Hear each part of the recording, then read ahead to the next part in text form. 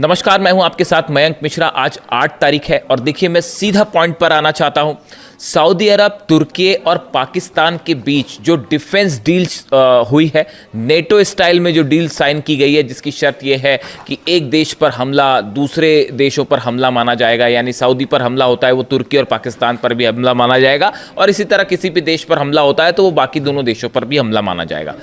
इस defence deal के sign होने के बाद, जिसका नाम मेक्का जॉइंट डिटरेंस एग्रीमेंट रखा गया है, जो एर्दोगन, मोहम्मद बिन सलमान और शहबाज शरीफ के बीच में हुआ, इस एग्रीमेंट के बाद मेरे पास कम से कम 1000 लोगों के ये कमेंट्स आ चुके हैं वीडियोस पे अलग अलग कि आप इसको किस तरह से देख रहे हैं।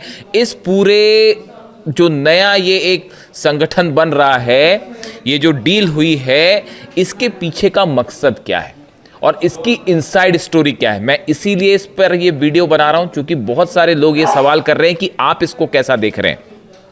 सबसे पहले मैं शुरुआत ये करना चाह रहा हूं कि इसको लेकर ईरान की तरफ से क्या प्रतिक्रिया आई है। ईरान ने सऊदी को क्या जवाब दिया है इस नेटो, जो मुस्लिम नेटो कहा जा रहा है सो कॉल्ड। देखिए, पहली बात तो मेरी व्यक्तिगत राय अगर आप जाने, ईरान को किसी भी ऐसे संगठन में शामिल किए बिना वो संगठन कभी सक्सेसफुल नहीं हो सकता।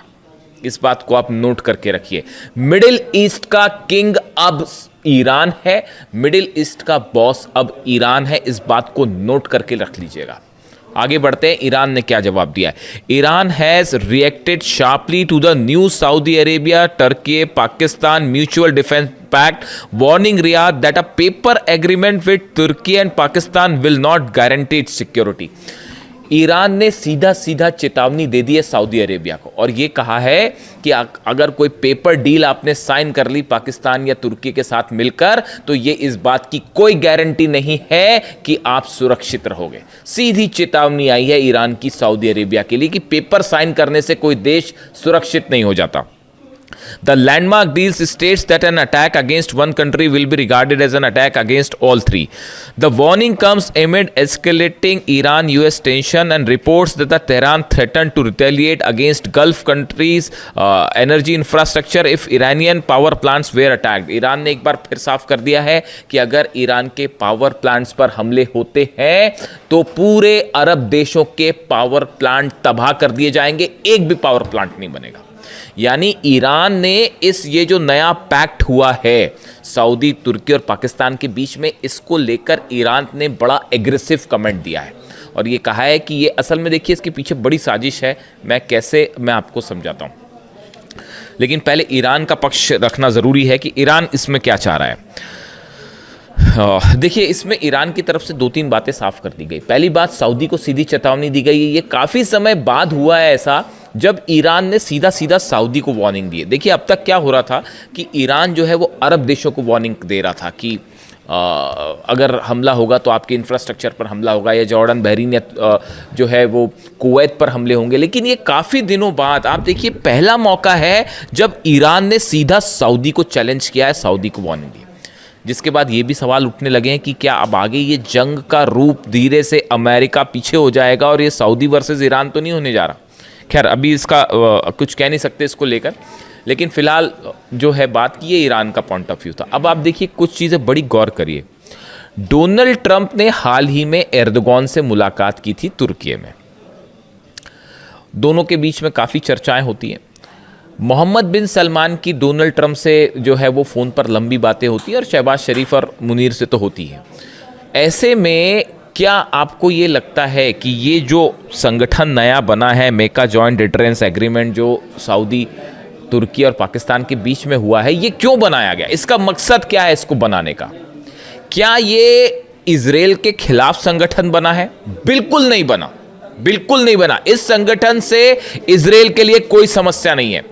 जब तक अमेरिका बैठा है, ये कोई जो संगठन बना है इजराइल के खिलाफ नहीं बना है। ये देखिए, इसका ईरान को लेकर क्या रुख होगा और इसका अमेरिका को लेकर क्या रुख होगा। ये जो चीज़ें हैं, ये 2 सवाल ऐसे हैं जो बेहद अहम हैं। अगर आप मुझसे व्यक्तिगत राय पूछें तो ये संगठन जो आनन फानन में तेजी से बनाया गया और इन हालात में बनाया गया जब हूती जो है वो नजरान में हमले कर रहे हैं, हूती जो है वो ये दावा कर रहे हैं कि हमने सऊदी के अलाइंड फोर्सेस के 100 लोगों को मार दिया है, हूती ये दावा कर रहे हैं कि हमने 12 टैंकर्स सऊदी के जला दिए हैं, सारे पोर्ट सऊदी के बंद कर दिए गए हैं और सऊदी का एक बूंद तेल बाहर नहीं निकल पा रहा, सऊदी अपनी रक्षा करने की हालत में है नहीं। ये तो तब है जब हूती हमला कर रहा है, ईरान ने तो हमला किया ही नहीं।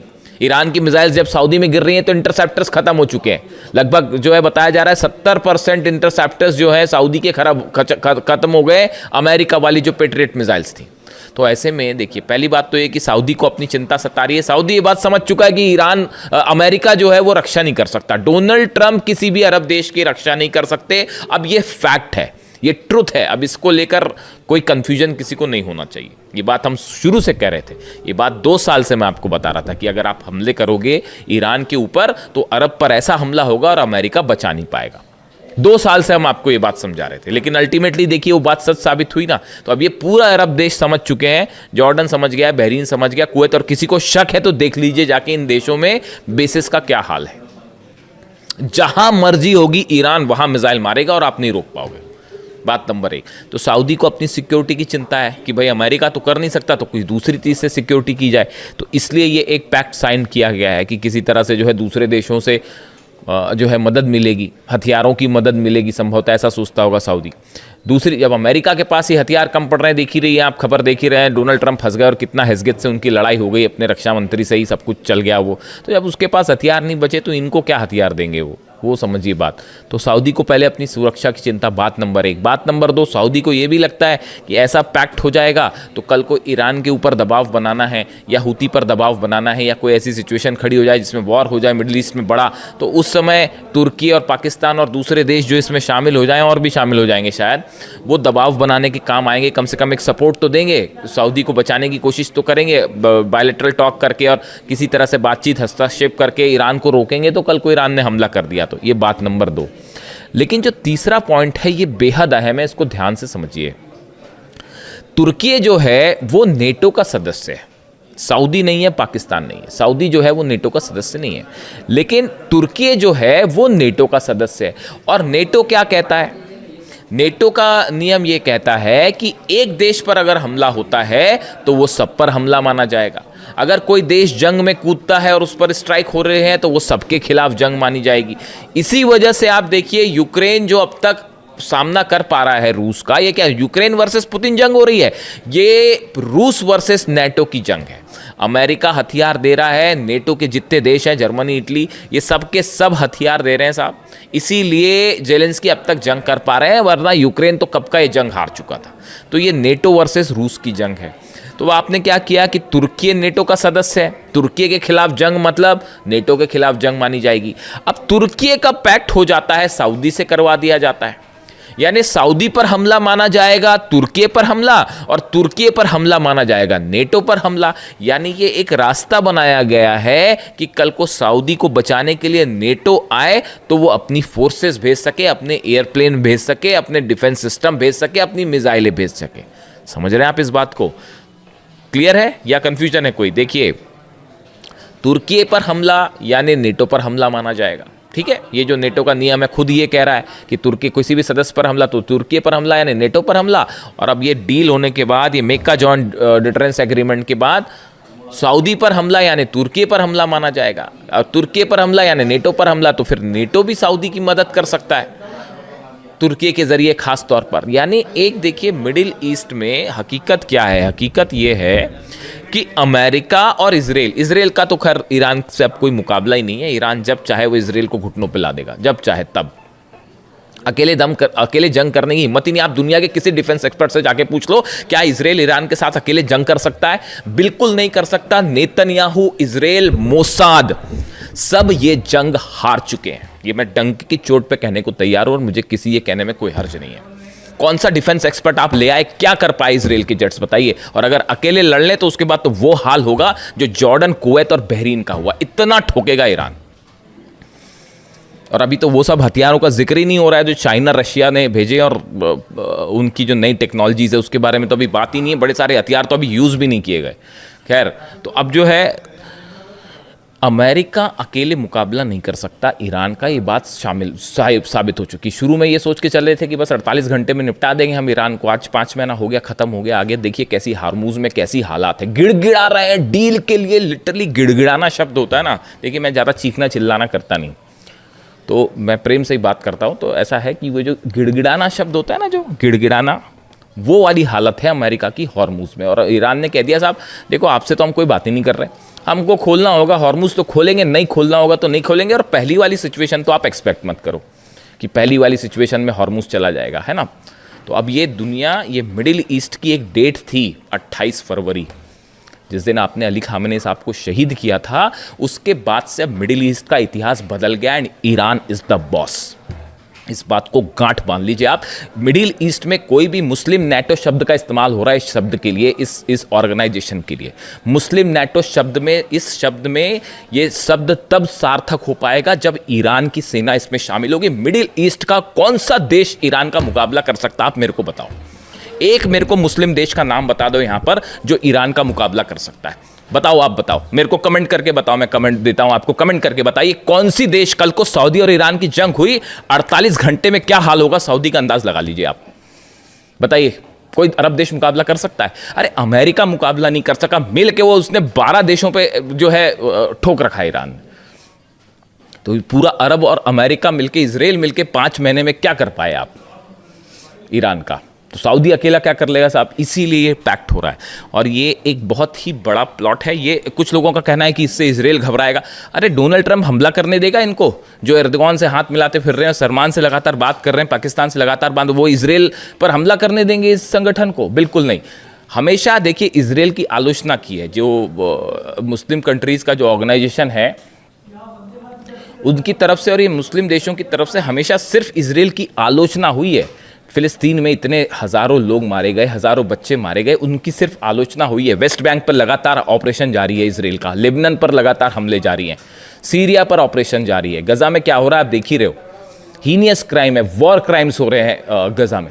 मुस्लिम देशों की तरफ से सिर्फ आलोचना हो रही है। हिम्मत करने वाला सिर्फ एक देश रहा जो मिसाइल मार रहा है, वो ईरान मार रहा है। भूलना मत इस बात को। अली खामेनी साहब ने हमेशा कहा जब ज़रूरत पड़ेगी हम युद्ध के लिए भी तैयार हो जाएंगे। लेबनान के लिए भी वो जंग के लिए तैयार हो गए, गजा के लिए भी जंग के लिए तैयार हो गए। इसीलिए खामेनी साहब थे। अब ये जब मैं मीटिंग्स देखता हूँ ना ऐसी, मतलब टू बी वेरी फ्रैंक भाई, देखो मेरे को जो लगता है मैं अपनी राय बता रहा हूँ, आपको ठीक लगता हो तो स्वीकार करिए, वरना आपकी आलोचना का भी स्वागत है। चूँकि ये पब्लिक प्लेटफॉर्म है इसलिए मैं आपकी आलोचना का भी स्वागत करता हूँ।